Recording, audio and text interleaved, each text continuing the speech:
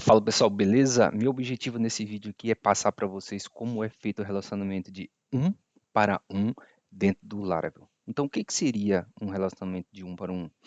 É quando é quando a gente utiliza um registro de um modelo e ele possui um único registro correspondente ao outro modelo. Como assim? Por exemplo, nós temos aqui uma tabela de usuário, né? E uma tabela de perfil. Então, o que acontece? Um usuário vai pertencer a um perfil e um perfil pertence a um usuário.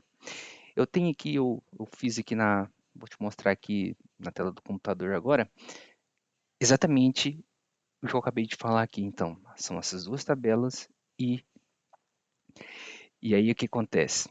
Tem a tabela de usuário, tem a tabela de profile aqui e eu vou estar explicando aqui para vocês como que é feito isso aqui agora lá dentro do Laravel. Então, fica aqui comigo. Antes de mão, sou o Elder, tá? Quem está apresentando aqui.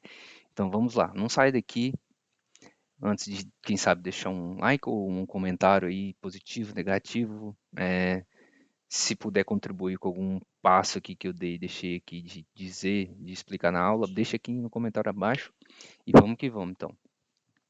É, falando aqui sobre o Laravel, eu já deixei aqui um projeto já iniciado, né? Só de o comando lá para criar, dei o comando para criar a estrutura e pronto, não fiz mais nada. Então aqui nós vamos estar replicando aqui agora nesse momento essas duas tabelas aqui. Por padrão, o Laravel ele já traz a tabela de usuário ali. Então eu vou já seguir aqui nessa ideia aqui.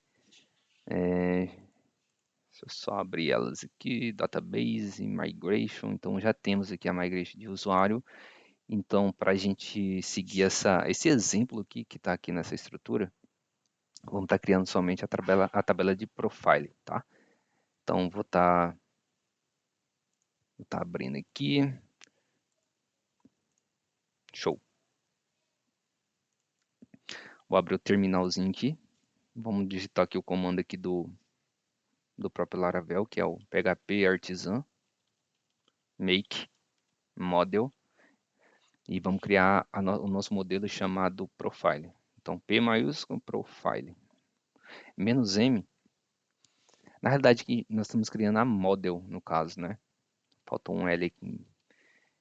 E quando a gente quer criar tanto quanto a model, tanto quanto a migration junto, a gente coloca aqui o mesmo M, menos M, que aí ele vai criar aqui essa estrutura aqui. Na realidade, que vai criar dois arquivos com esse comando aqui, tá? Vai criar aqui no modelo e vai criar aqui na migration. Então, vou rodar isso aqui. Brasil, foi criado aqui pra gente o nosso profile aqui, tá? E nessa pegada aqui,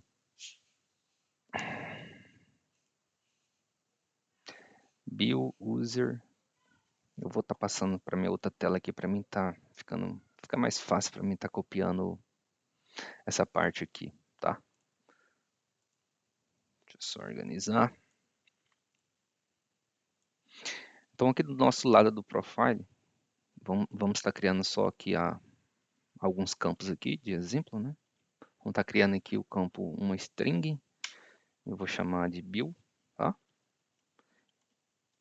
Eu vou estar criando também o campo, agora eu vou fazer a associação de profile o, com o próprio usuário, tá?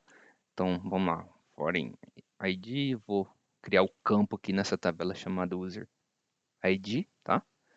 Agora eu vou estar fazendo aqui a referência, né, com a tabela lá do outro lado, lá, que é de usuário, constraint. Vou estar passando aqui o onDelete, tá? Só isso aqui, do tipo cascade. Pronto. Dessa forma aqui, o próprio Laravel, ele já vai conseguir entender que ele tem que fazer essa referência lá na tabela de usuário pelo ID, né, do usuário. Tem outra forma aqui que a gente pode estar passando isso, sendo bem explícito. Deixa eu só verificar aqui na documentação e eu já coloco aqui. Geralmente eu só uso dessa forma aqui, mas eu sei que tem essa outra pegada aí que dá para resolver também. Deixa só abrir aqui.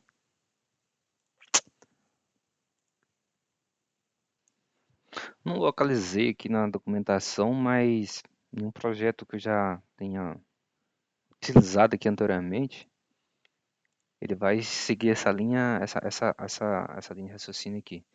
Primeiro aqui no caso, vou fazer a referência ao ID, né, da tabela de usuário, e aqui eu forço, no caso, então, que vai pertencer, que eu estou falando na realidade aqui da tabela de users. Então, users, que é a tabela lá. Então, aqui seria o jeito manual. Por que isso aqui? Porque muitas das vezes tem gente que se vai trabalhar num banco de dados já existente ou alguma coisa assim, se fosse o caso aqui, este campo ID poderia, a pessoa bota qualquer coisa lá, ID, underline user, então ia sair do padrão que o Laravel, ele consegue fazer a identificação automática desses tipos de modelo, que ele segue um padrão, então sairia do padrão. Então, nesses casos é onde que a pessoa teria de colocar aqui manualmente, tá? Então, eu vou deixar essa parte aqui, manual aqui, né? Eu acho que é até interessante. E beleza, então. Então, fizemos essa parte das migration aqui, que nós agora só temos que rodar essa migration aqui para persistir lá na nossa base de dados. Então, PHP artisan migrate, tá? Então, ele criou para a gente, né? Estou utilizando aqui o próprio SQLite que vem para o padrão aqui quando você inicia um projeto no Laravel, tá? Então, tranquilo. Agora é a parte que nós fazemos aqui realmente o relacionamento do Laravel com base nos modules que ele tem aqui, né? Então, nesse caso aqui, foi criado aqui um model de profile e um model de user, né? E aí, como é que funciona aqui agora? Porque assim, para a gente estar fazendo aqui esse relacionamento de um para um.